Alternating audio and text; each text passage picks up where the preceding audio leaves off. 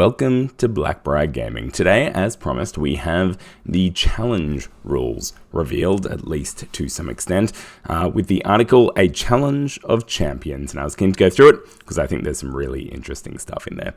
Firstly, apologies for my croaky voice. The sickness is still going strong, but that is not enough to keep me away from Heresy. A quick reminder before we get into it, that the Blackbriar Gaming Discord and Patreon are now live. Check the video description below for links to both. As always, a huge thank you to my Patreon members. You're the ones making this channel possible. Alright, let's get back into it. Essentially, the idea here is that GW are trying to bring a little more narrative, a little more stories to the games of Heresy. And they've decided, for good or bad, and I think personally it's quite good, that characters really form the center of Horus Heresy. Indeed, the novels and the story around it is so interesting because of the character that comes through in both the Primarchs and those Legion members as well, the various captains and officers of the various legions. So, whether it's two Primarchs trading blows while their legions battle around them, or alone captains bitterly locking blades in some forgotten cratered wasteland, these are the points around which the saga hinges. Up until now, these confrontations weren't really replicable on the tabletop.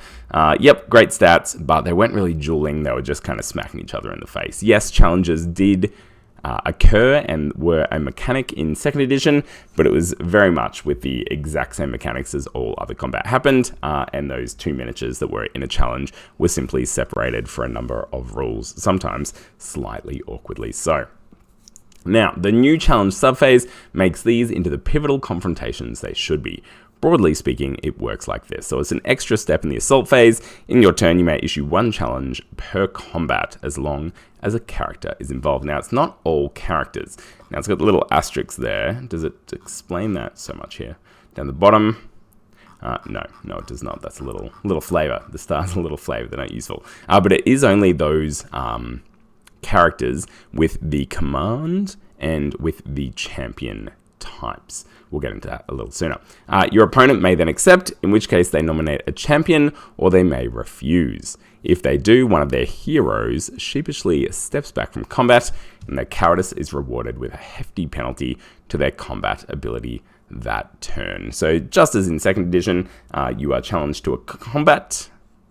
You are, sure, to a duel, and if you do not accept, that character essentially steps backwards. It sounds like they will still get to do something, maybe? Maybe it's like a single attack, or whatever that looks like. Maybe they won't be able to use their leadership for that unit. We're not sure, but we'll find out in due course. Only models with the command or champion subtype may issue and accept challenges. Now, I think this is big. So, people's main concern around this new challenge mechanic is that it might create a prolonged step in the game that will take more time. Hilariously, of the concerns that people are posting in the comment section on YouTube, people are both concerned that the streamlining of the game will take away so much of the narrative and detail of the game, and then others are concerned that the new rules will be too complex and add rule bloat to the game. So I love that I'm seeing concerns on both sides of the spectrum. I think that's absolutely hilarious. But people are concerned that this new duel, challenge, minigame almost, will add time to their games. Well, my counter is this. So it's only command or champion subtypes may issue and accept challenges. In 2nd edition, it was pretty much any sergeant, right? Along with all of your characters and along with, units like the command squads, etc., who had that special rule that escapes me at this exact second. All your sergeants could issue challenges. All your characters could issue challenges. Sergeants could accept challenges and kind of block characters out. Now, it is my assumption, and I'm not 100% sure on this, but it's my assumption, by listing this command or champion subtype piece, that sergeants, regular sergeants of units, will not be able to issue challenges or accept challenges, which does a couple of things. One, it means that your super killy, awesome character isn't going to get taken up by just a measly one wound sergeant, right? Which I think is good, because sergeant blocking a Primarch never felt good, certainly not for the Primarch player, and it didn't look good, and it didn't seem to work. So that's one good side of it. The other is that I think we're going to see a lot less challenges. I think you're only actually going to see 1 or 2 challenges in a, let's say, 2,000 point game, because there's not going to be that many miniatures that have this type of rule. I don't think every single character will be a command or champion subtype. like a Master of Signals or a Librarian, for instance, I don't think they'll have those special rules because they're not there for combat, right? They're not there for those kind of challenges. So I think we'll see things like your Praetors and your Centurions, your basic ones there, which we now know will have different statistics, and therefore we assume completely different entries in the rulebooks to the other different types of consoles. You'll see the champion-type consoles out there that will have this special rule. We might see them in command squads and those kind of various units. I'm trying to think of some others. There were definitely some Legion specific special units that were all considered, champions. There's that Dark Angels one. I think we'll see that carry over. Excuse me. But I don't think every sergeant's going to have it. I don't think every character's going to have it. So I don't think we'll actually see this happening all that often. I think it will be you've decided to line your big HQ BD stick unit up against theirs, and they have a great duel, and that's what happens in the game. It's not going to be there's an extra 3 combats going on every turn because of this rule. So if people are seriously worried about this adding extra time to their game, I think they can just take a breath. I don't think it actually will. And I think it'll actually streamline combat a bit when every sergeant isn't trying to issue an order. Now, while command models also bring other benefits to units, like helping them pass advanced characteristics, sure. If the active player declines to issue a challenge, their opponent may initiate a duel themselves via the heroic intervention. Now, firstly, unless I'm mistaken, this is the first confirmation we actually have of reactions still being in the game, unless it was mentioned somewhere else and I missed it. But we can see here one of the reactions is that heroic intervention piece, working, I believe, slightly differently to 2nd edition, in that it used to be that if your opponent didn't issue a challenge, you as the unit that was charged or going second, whatever that looked like, you pretty much always have the opportunity to issue your own challenge, right? And that's how you got the sergeant blocking shenanigans. Now, in this case, you have to use an intervention to do it. And we think there's going to be intervention points. So spending some of your few and precious reaction points on a heroic intervention might not be that tempting. And if your sergeants can't do it anyway, then the point's rather moot. But either way, just like 2nd edition, duels will be initiated, challenges, if you will. There's a reaction now that steps into it. And then, essentially, the 2 combatants are separated from the wider fight, and they face off. Sure. Here's where things get really interesting, the Gambits. Both players choose a Gambit for their champion. There are plenty to choose from. There are 9 universal Gambits. They've got defensive and offensive boosts. And there's several that are unique to legions and characters. It will be interesting to see if every single legion gets a couple of generic Gambits, much like they had their Rite of Wars. And it will be interesting to see how in those named special characters the Gambits play out. I think we'll see a lot of the special rules around named characters now turn into various Gambits for them. Some might be shared between characters, or they might be specific and individual to each one. But I think that's how we'll see flavour come out in those combat characters through their Gambits. For instance, the Emperor's Children are excellent single combatants, but the World Eaters are more about carving up not only your immediate opponent, but anyone else foolishly standing nearby. So here we've got some of the core Gambits. We've got Seize the Initiative, where you get to get an additional dice in the focus step, and we'll talk about that in a minute. And then discard the lowest. We've got Flurry of Blows, where you get plus D3 to your attack characteristics, but those specific attacks are set to 1 damage and can't be modified by special rules. Here we see actually the Shred special rule for the first time, so we now know that's a thing, and it's got an X in there, which is interesting, so keep an eye on that in the future. You got Feint and Riposte, which is just about shutting off other people's Gambits, which is not very exciting, but I guess for a more defensive combat character, that would make sense. Finishing Blow, this one's cool. So essentially, you're going lower because of additional dice and then getting rid of the highest one in that focus step piece, and that's all about who goes first. However, a model with the Finishing Blow Gambit gains +1 to their strength and damage characteristics of all hits inflicted, which I think is going to be really powerful with certain weapons.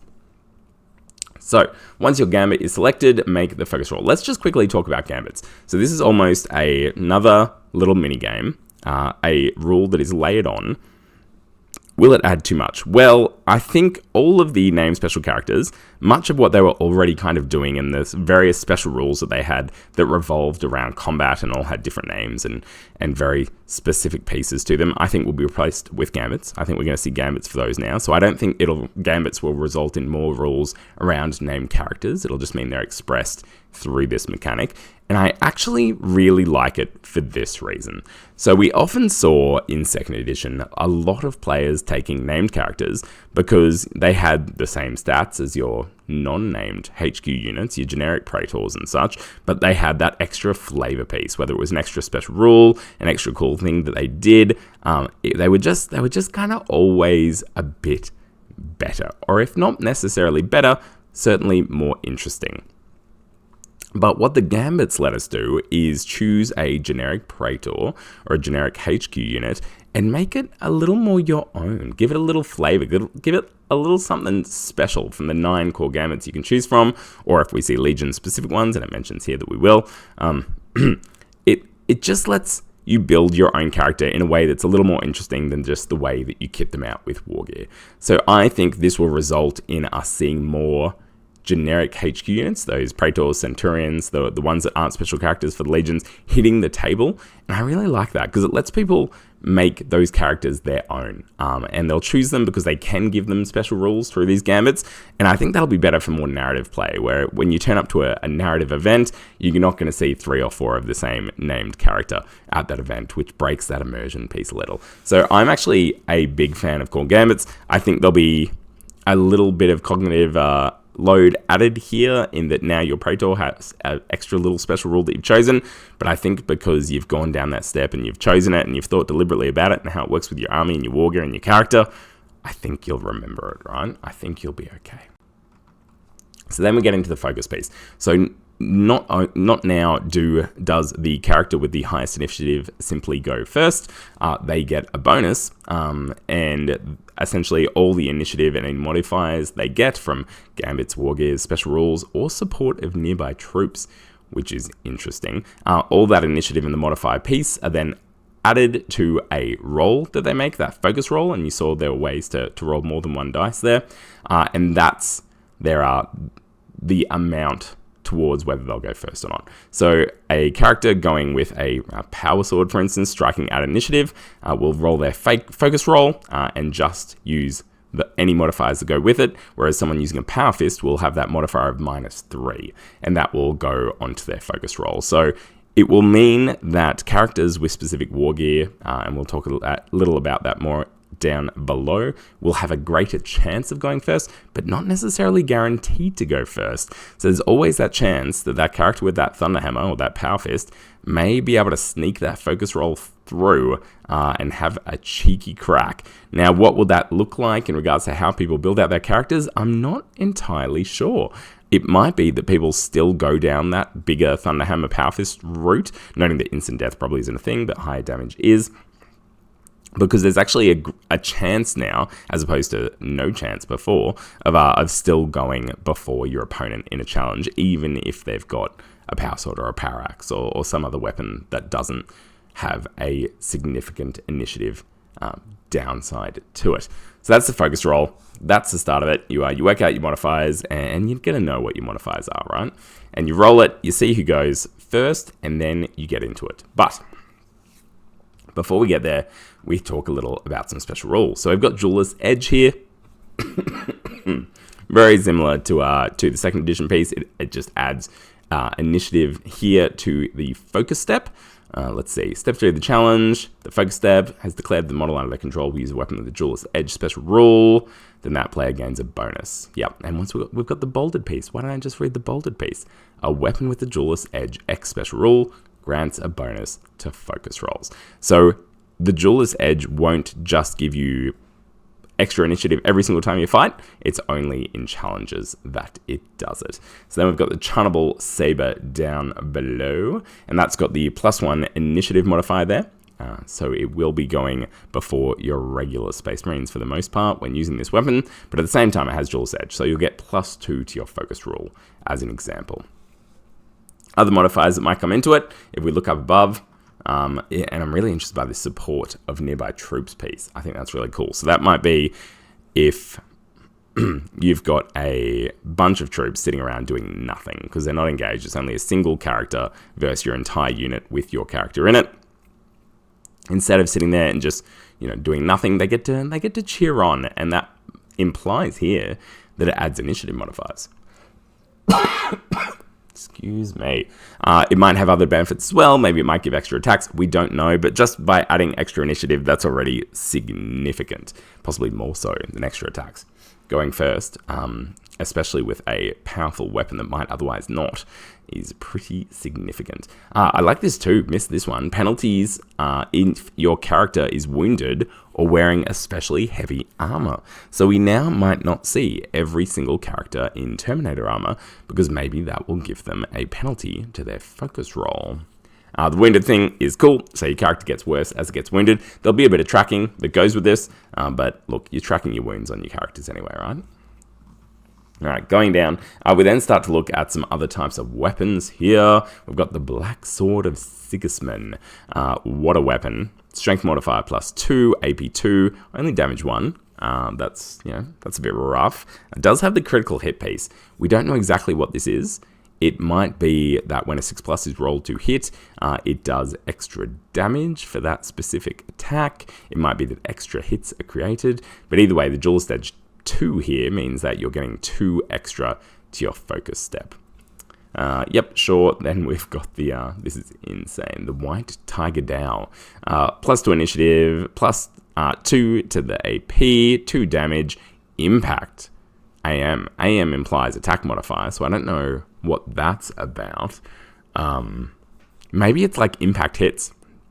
So when the Khan here charges in, much like chariots in Old World, you're getting a number of impact hits equal to your attack value of your character.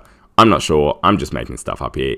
That could be what it is. Wait and see. But then Dual Stage 1 here as well. Now, there's a fair amount of nuance and flavor to these rules, making them great for an epic narrative moment with tactical combat choices. These duels are worth enjoying, and this is interesting here, and they're fought over several rounds until one party is dead or manages to withdraw. Now, that implies that within one kind of broader combat round, the duel will go backwards and forwards multiple times. So it won't just be that they each get to attack once, and if they don't kill each other, the duel is done. It implies that it'll go backwards and forwards until one of the characters essentially escapes. The manages to withdraw piece implies there that it's a test to be able to withdraw from the combat to get away, or they're simply dead. So these challenges sound like they're going to be pretty brutal and pretty decisive, as opposed to combats, which can tend to drag on. Now, over the next few weeks, we'll be pitting some of the heroes of Horus Heresy against one another in duels over on our social media pages. I can't wait to see that. That should be really interesting, and hopefully we'll see a bit more of the duel mechanics come through and a few more hints around that as well. Later in the week, they're going to touch on the Force org chart, and I like these little statements here. They're obviously listening to the community and seeing people stressing out about both Force org charts and vehicles. And it seems that the Games Workshop community, people have decided to bring that forward because they see those as two serious main concern points. So we're going to, throughout the rest of this week, look at Force org charts, which is still very much with us. Fantastic. Everyone can take a breath. And then on Wednesday, and then vehicle rules on Friday. And yes, they're tougher. And no, we haven't changed how it all works. So vehicles will still be vehicles. They'll just be tougher, and maybe something will look a little different with the way that vehicle damage charts work, is my assumption there. So the Heresy people, they hear you. They're hearing your concerns. They're trying to front load this information in a way that doesn't give too much away. I don't know why they don't like to give too much away. It's just the Games Workshop way. But they're trying to at least calm some of those concerns of people, that they haven't completely thrown everything out, as some people are assuming, and this is a complete rework. It's like 40k from 7th to 8th. It's not, people. A lot of this is still the same. And they're trying to let us know that in these reveal articles and calm everyone down. But that was the challenges for today. I think the challenges are going to be an interesting little subgame. It really brings out that narrative story piece to it. Will it result in characters being focused more towards being absolute beatsticks, and every Prey tool you see is going to be kitted out for challenges? Maybe. But then if your opponent does that, do you just avoid that unit with your own character? Potentially. That's where tactics come into it.